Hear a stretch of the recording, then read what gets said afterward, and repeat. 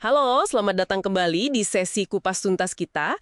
Hari ini kita pegang satu bab kunci nih dari buku 99 Strategi Negosiasi. Penulisnya David Rosen, wah ini maestro negosiasi Wall Street. Kita akan fokus ke bab 4, rencanakan 5 ronde.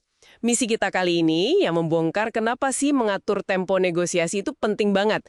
Dan apa sebetulnya makna aturan 5 ronde ini buat Anda nanti di meja perundingan. Oke, mari kita mulai bedah. Iya, halo. Konsep ini kedengarannya simpel ya, tapi dampaknya bisa besar sekali. Rosen ini kan pinjam analogi yang menarik ya, dari penjual mobil kawakan. Katanya rata-rata butuh 5 kali interaksi lah untuk bisa berhasil jual mobil. Ini bukan angka saklek sih, tapi jadi semacam jangkar mental aja ya, yang berguna dalam negosiasi. Pengingatlah untuk sabar tapi strategis. Oke. Jadi intinya kita siapin mental gitu ya, kalau deal itu mungkin nggak sekali duduk kelar. Kita antisipasi mungkin perlu ya sekitar 5 putaran atau kontak. Apalagi kalau negosiasinya lebih cair, informal gitu kan. Tapi eh, kenapa ya kok angka 5? Ada landasan pemikirannya nggak? Kok nggak 3 atau 7 gitu? Ada alasan psikologisnya mungkin? Nah, pertanyaan bagus itu. Angka 5 itu sendiri, lebih kayak panduan kasar aja ya, bukan aturan yang kaku banget. Yang jauh lebih penting itu prinsip di baliknya. Nggak semua orang bisa diyakinin cepat-cepat. Ada tipe orang yang, gimana ya, butuh waktu buat proses informasi, bangun rasa percaya, atau sekedar biar nyaman aja sama keputusan besar.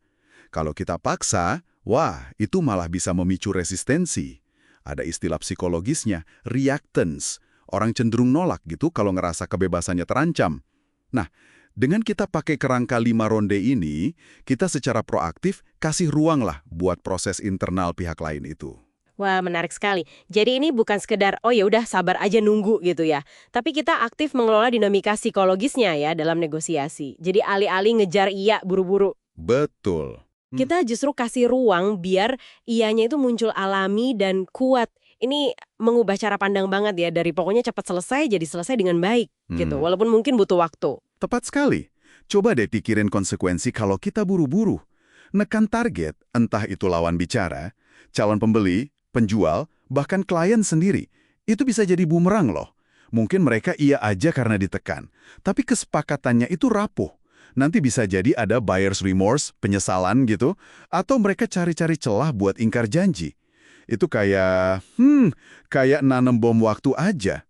Makanya kerangka 5 ronde ini bantu ciptakan ekspektasi yang lebih realistis, mengurangi tekanan yang nggak perlu di kedua sisi. Iya. Saya paham soal menghindari tekanan itu. Tapi, bukannya ada resiko juga ya? Zaman sekarang kan serba cepat nih.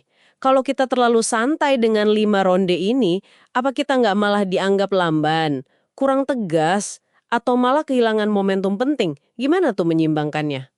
Nah, itu dilema yang valid banget. Kuncinya ya, kita harus bisa bedain mana sabar yang strategis, mana lamban, atau ragu-ragu. Ingat, 5 ronde ini kan kerangka mental, bukan jadwal kaku mati. Anda tetap harus peka baca situasi. Pihak lain kasih sinyal siap gerak cepat nggak? Ada deadline dari luar yang mepet nggak? Jadi fleksibilitas itu, penting sekali. Gunakan ronde-ronde ini secara produktif. Misalnya buat kumpulin info lebih banyak, bangun hubungan, tes asumsi, atau atasi keberatan pelan-pelan.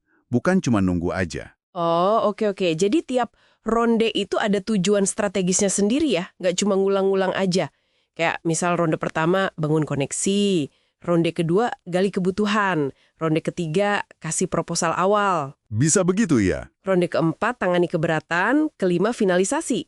Gitu kira-kira. Ya, bisa seperti itu, atau bisa lebih cair juga, tergantung konteksnya apa. Intinya sih, tiap interaksi itu harus bawa prosesnya maju. Sekecil apapun langkahnya, ya. Ini juga soal kelola ekspektasi. Anda bisa aja kasih sinyal secara implisit atau eksplisit kalau proses ini ya butuh beberapa tahap diskusi, biar kedua pihak sama-sama puas. Transparansi ini bisa ngurangin frustrasi juga kan? Kalau dealnya tercapai lebih cepat dari 5 ronde, ya bagus dong, itu bonus. Kerangka ini ada buat jaga-jaga aja, biar Anda nggak panik atau kasih konsesi jelek cuma karena ronde 1 atau 2 belum ada hasil. Oke. Paham sekarang. Jadi rangkumannya nih ya, strategi rencanakan 5 ronde dari David Rosen ini intinya soal kesabaran yang terencana. Bukan aturan kaku, tapi panduan mental buat ngatur tempo negosiasi. Memberi ruang buat pihak lain memproses, bangun kepercayaan, terus juga hindari tekanan yang bisa ngerusak deal jangka panjang. Kuncinya itu, gunakan waktu secara strategis di tiap ronde. Cenderung fokusnya ke strategi kompetitif ya, gimana caranya menang. Sekarang, coba deh Anda renungkan, gimana cara adaptasi prinsip sabar 5 ronde ini dalam negosiasi yang tujuannya bukan menang kalah. Misalnya, untuk bangun kemitraan atau kolaborasi jangka panjang. Di titik mana ya kesabaran strategis ini malah bisa tanpa sadar jadi kelambanan yang justru hambat solusi bersama? Atau malah bikin antusiasme pihak lain luntur? Nah, itu pertanyaan buat Anda eksplorasi lebih lanjut.